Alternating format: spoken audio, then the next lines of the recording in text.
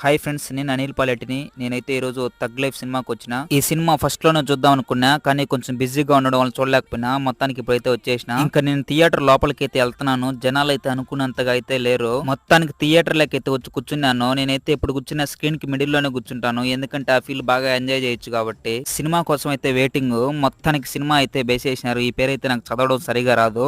నేనైతే సినిమా చూస్తా ఉంటే స్క్రీన్ మీద అయితే రెడ్ కలర్ లో లైన్స్ వచ్చినాయి. మధ్యలో సినిమా అయితే ఆపేసినారు. నేను ఎందుకు ఆపేశాను కనుక్కుందామని బయటకి అయితే వెళ్ళేసి కనుక్కున్నాను.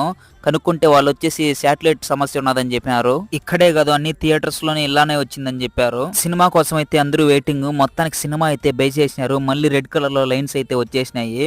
మళ్ళా నెమ్మదిగా లైన్స్ అయితే వెళ్ళిపోయినాయి. మళ్ళీ నార్మల్గా అయితే సినిమా వచ్చేసింది. మొత్తానికి నేనైతే సినిమా అయితే చూసేసిన. ఇంకా స్టోరీ విషయానికి వచ్చితే స్టోరీ వచ్చేసి నార్మల్ రొటీన్ స్టోరీనే. ఇంకా కమల్ హాసన్ గారి యాక్టింగ్, ఇంకా వచ్చేసి మన సింబు సార్ యాక్టింగ్ చెప్పాల్సిన అవసరం లేదు, బాగుంది. మొత్తానికి సినిమా నాకు పర్లేదు అనిపించింది.